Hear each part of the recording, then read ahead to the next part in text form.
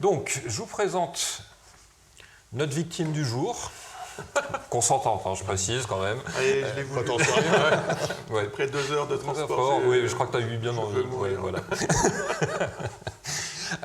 Donc, Fabrice Abuaf, bon, ça fait presque 15 ans qu'on se connaît, quasiment. Ouais, presque un peu plus. Ouais, puisqu'on s'était côtoyé à la Nikon School, où quelque part j'avais pris un peu le relais en tant que formateur. C'est beaucoup mieux que moi. Oui. Et puis après, toi, tu as commencé donc à t'orienter plus sur un travail marketing produit, donc d'abord chez Nikon, puis chez Fuji. Donc je te remercie pas au passage parce qu'à cause de toi, j'ai dépensé le prix d'une Mercedes neuve chez Fuji. Et changer d'ordinateur plusieurs fois, sans doute. Complètement. Mais... D'ailleurs, je vais t'envoyer la note de frais des ordi. Je suis plus responsable maintenant.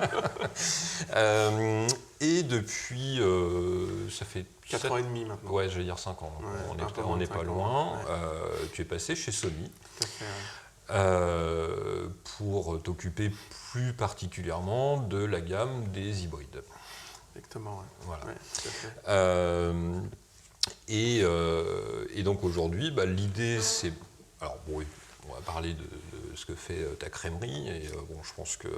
Bon, personne n'a besoin de moi pour les vendre. Hein. A priori, ils se vendent très bien d'eux-mêmes. Mais surtout, ce qui est intéressant, c'est que d'un point de vue nature, déclinaison des produits, technologie que vous avez embarqué, ça a quand même vachement suivi ou poussé d'ailleurs le marché sur des nouveaux usages. Par exemple, je pense dans le monde de la photo, pendant très longtemps, on avait des blogueurs qui sont devenus pour la majorité des vlogueurs. Pas que dans la photo d'ailleurs. Pas que, mais on va rester tout à fait. Mais ils utilisaient plutôt le blog et la photo. Pour leur discours. Exactement. Alors que là, on est passé sur une dimension qui n'a absolument plus rien à voir. Et vous avez des solutions spécifiques, mobiles, qui sont d'ailleurs très pertinentes. Voilà. Beaucoup de photographes se sont mis à la vidéo depuis... on va dire que le mouvement a commencé à se faire il y a presque 20 ans, quasiment, avec le 5D. Ça a basculé au moment où l'Alpha 7 a commencé à arriver. Enfin, c'est-à-dire que c'est un boîtier qui est arrivé au moment où la demande du professionnel pour avoir un outil capable de faire correctement les deux s'est faite. Donc c'était l'hybride, c'était la visée vidéo, c'était des technologies vidéo pour la photo aussi. Ça a aussi vachement changé l'outil du photographe. On voit apparaître des vidéastes ou des cinéastes professionnels, dont le cœur de métier est vraiment la grosse caméra, venir vers les appareils photo, notamment l'Alpha 7. Et puis il y a aussi des produits, notamment celui que j'ai mis dans la story de type FX30, FX3, qui sont des espèces de boîtiers qui font le pont entre les deux univers, parce que ça correspond à tout ça. Donc tu vas nous parler un petit peu de tout ça. Puis, déjà, merci de l'invitation. Ouais, avec plaisir. Voilà, je suis ravi de pouvoir... Même si ça fait 2 heures de route, je suis ravi de pouvoir venir ici. On se fait mériter. Exactement. Donc c'est vrai. Je te remercie, en tout cas c'est sympa. Non, c'est un vrai plaisir. J'ai beaucoup apprécié les différents tutoriels. Je suis complètement largué, pour être très honnête, mais c'est à quel point la technicité de l'image et voilà, ce qu'on va pouvoir faire passer comme message avec ce genre de choses, c'est assez extraordinaire. C'est vrai que là, ce que tu as dit, il y a beaucoup de choses dans ce que tu as dit. Moi, j'ai été photographe freelance pendant à peu près 10 ans. Hein. Bon, dans un secteur où c'était exclusivement quand même plus la photographie, c'est tout ce qui était horlogerie, joaillerie. Et c'était il y a longtemps, avant justement cette espèce de fusion qui est aujourd'hui très actuelle entre photo et vidéo. Je pense que voilà, aujourd'hui j'ai moins d'expertise photo et je suis plus dans le marketing comme tu disais, mais on voit les tendances marché, on voit les utilisateurs, on voit les questions que se posent les photographes pros, les questions que se posent les photographes amateurs. Bien sûr, ce ne sont pas les mêmes questions, ce ne sont pas les mêmes problématiques.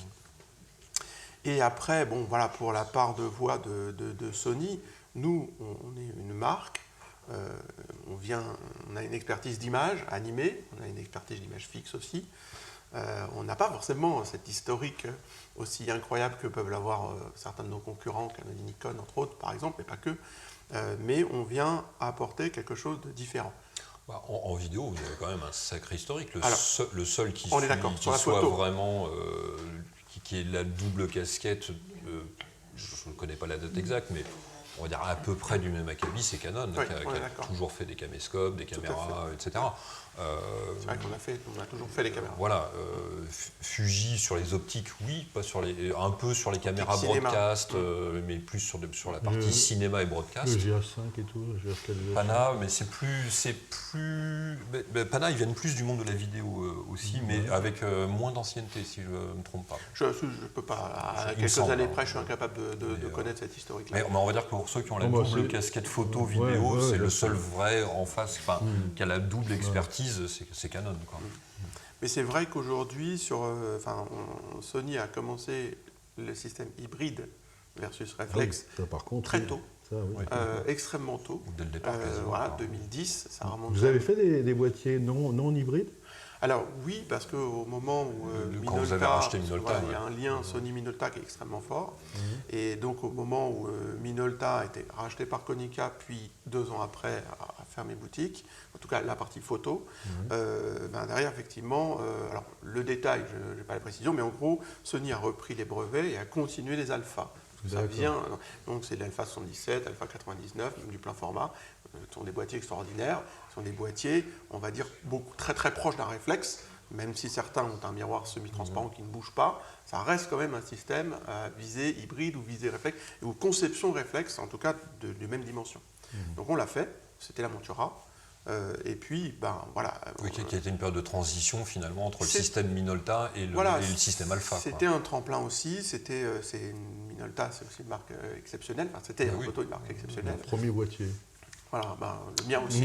On a tous un X300. Voilà, il y a très X300 S. Voilà, c'était le S que j'avais avec un super boîtier école, etc. Ah, complètement. Donc voilà. Donc après, on a commencé très tôt l'hybride. Était très bonne. Franchement, ça marchait hyper bien.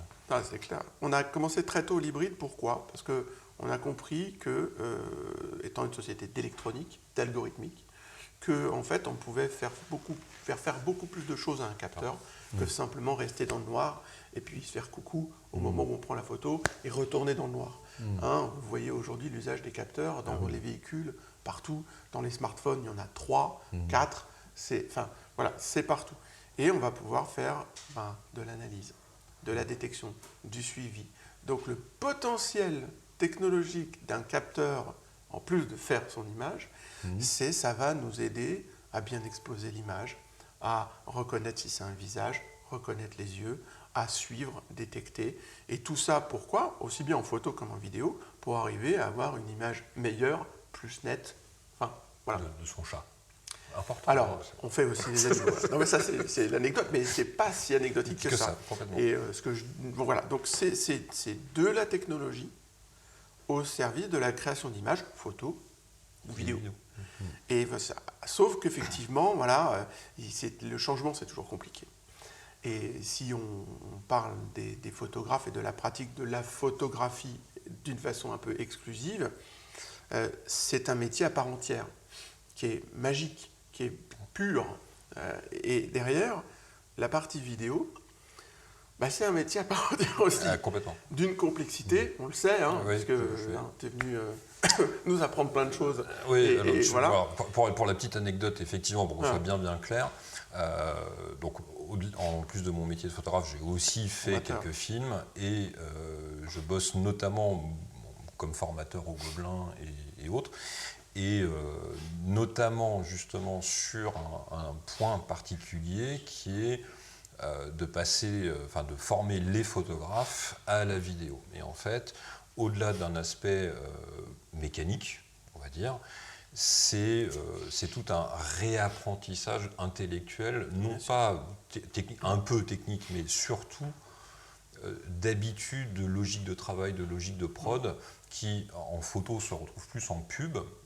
C'est structuré un peu comme le cinéma, mais pour le photographe, on va dire, documentaire qui passe à la vidéo, c'est quelque chose de très très compliqué finalement. Et c'est aussi comme ça qu'au sein des Gobelins, j'ai fait rentrer plusieurs marques, dont fois, parce qu'on a mis en place le partenariat. Et je bosse aussi pour vous en direct de temps en temps, en tant que en tant que formateur, consultant, formateur, photo et l'expertise vidéo. vidéo, elle est très précieuse.